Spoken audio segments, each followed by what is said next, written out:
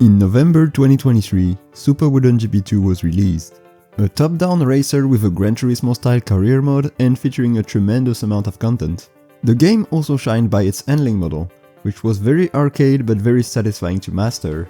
Sadly, the top-down camera was a turn-off for too many players, which led that game to stay quite niche. Very few were the ones who actually gave a chance to the game because of that. However, for 2026, the developer ViJuDa would cook us a solution to that issue. Welcome to Super Woden Rally Edge.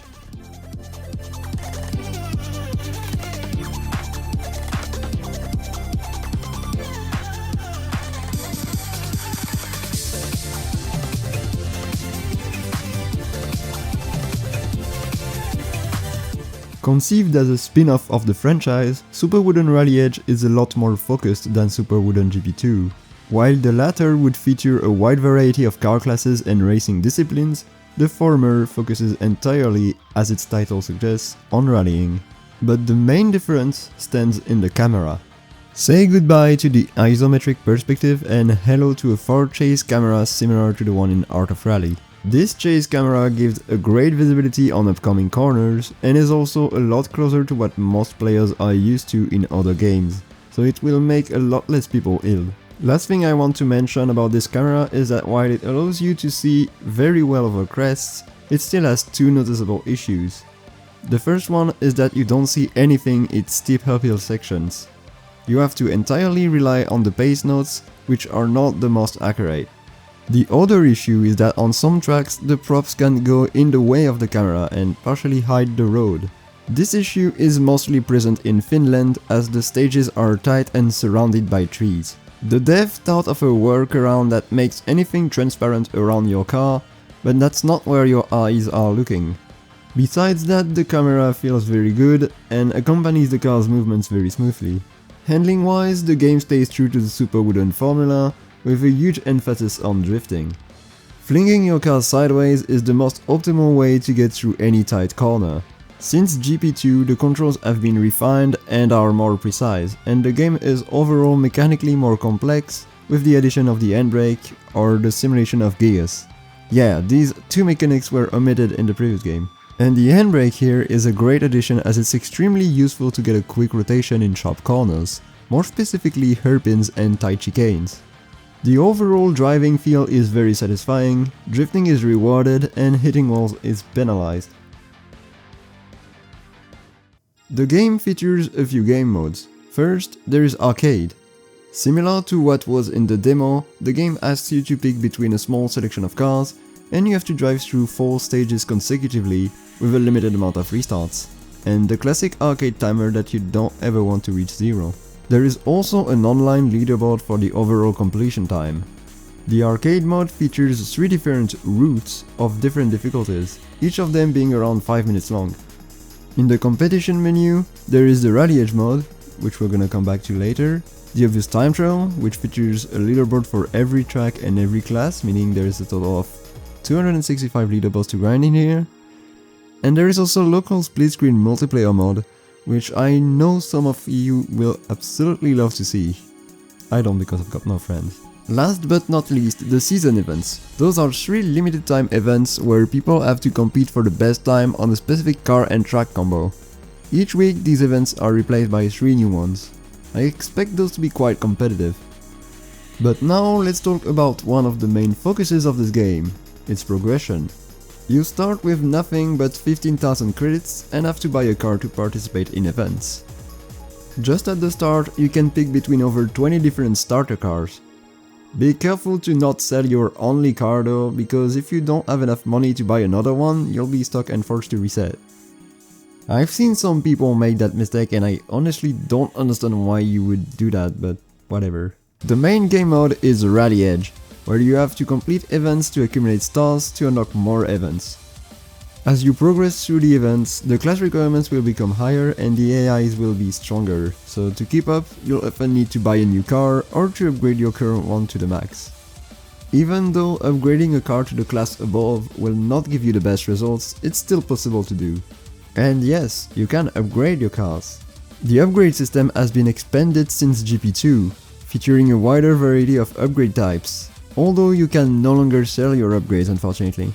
The game features a total of 27 different stages across 8 countries and a total of over 80 cars, which honestly is quite a lot for such a cheap game. The career itself takes about 6 to 10 hours depending on your skills and if you're going for 100% or not, so it's shorter than GP2 for sure, but it's still a really nice and fun campaign. I especially like the Gymkhana events, which are a nice addition to break the pace a little bit. They remind me of the coffee breaks in Gran Turismo 4, which, and I'm gonna die on that hill, were really fun in my opinion. Speaking of older games, it is to no one's surprise that this game is filled with references to old school games. No, not this one. From the main menu itself, which is taken straight from the PS1 Gran Turismo games, to the prize car cutscene where the cars are delivered in a truck just like in Ridge Racer Type 4. Some people might call these kinds of references nostalgia bait, but I entirely disagree in this case. The game doesn't just reference the past, it also expands on it, builds its own identity, mechanics and art style in a way that makes it truly stand out. The attention to detail is what really gives this game an identity. You have some of the most useless details ever, and honestly I find it kinda cool. Like the fact that you can tilt the camera in every menu with the right stick. Or the fact that the cover car in the background of the Rally Edge mode reacts when you press the throttle or brakes. What's the point of that? Absolutely none. But at the same time, why not? The game is filled with small details like this, like having to wash your car and change the oil every now and then, and even a music room where you can listen to the game's soundtrack and also change the playback speed if you're in a nightclub mood.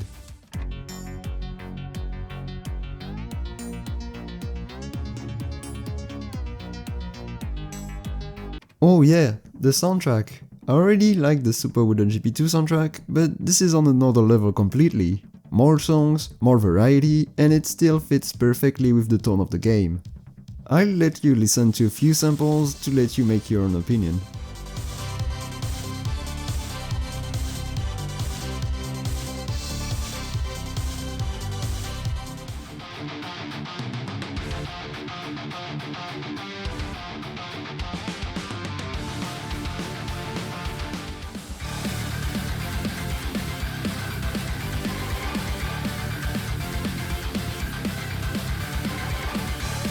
Now, without transition, let's talk about the difficulty. I know I might not be the most qualified person to rate the difficulty, as my previous experience with both Super Woden GP2 and the demo of Rally Edge gave me a clear advantage in my first playthrough here.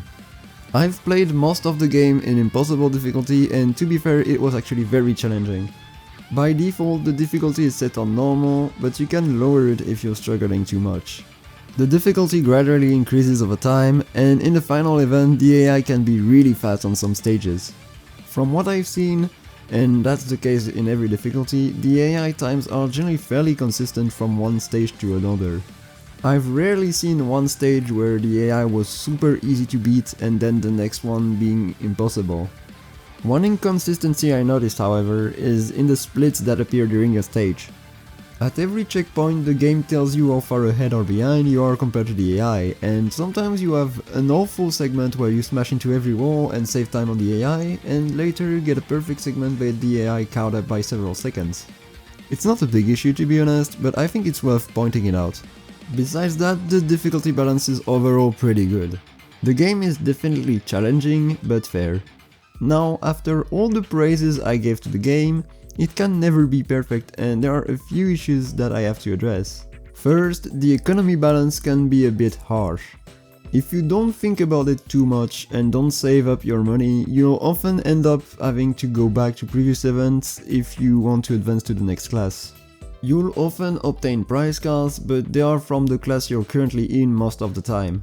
I assume selling your cars to get more money is intended, but I just like to be able to keep my prize cars and be able to progress without selling them personally. There are also some minor track design issues, like a chicane on one of the Swedish stages that is so bad that the optimal strategy is to faceplant the hay bale. Another issue I have is that the track limits are a bit approximative. The game tends to reset you if you're going slightly off track, which for a game which is very focused on time trials and online leaderboards can make the hunt a bit annoying in some cases, but that's probably subjective. One last thing I would like to see, which I've been asking for since the early days of GP2 and which a lot of others are also asking for now, is to be able to, in any shape or form, see, download or share either replays of ghosts of others. I can understand that saving everyone's ghost on each submission would multiply the resources needed to run the boards by 100. But I'd like to see at the very least a feature that, I don't know, lets you export and import ghosts manually, for example. I don't know how realistic it is to ask that for Rally Edge, but consider it being in my wishlist for the potential next games in the franchise. As a conclusion, I think Super Woden Rally Edge is a huge smash. While it definitely has a lot less content than its predecessor Super Woden GP2, it is also a lot more refined and polished. The game is more feature complete, the art direction is still really good, the mechanics are more complex. I would say that Rally Edge is a very successful experiment for the franchise going forward, and I can't wait to see what ViJuDa is planning for us next. I'm also relieved as a fan of GP2 to see how big and positive the reception has been so far. In less than a week, Rally Edge already sold a third of what GP2 did in 2 years. I already had the chance to play the demo a few months ago, and the final product definitely didn't disappoint. For only 13 euros outside of discounts, this game is a steal, so don't wait and go buy it. So that's the end of this review. If you want to see more content on this game, I'm streaming on Twitch. I have many ideas of content to make on Super Woden Rally Edge, including speedruns and other stuff, so go check it out. If you like this video, don't hesitate to hit the like button and to subscribe, and until next time, take care and have a good one.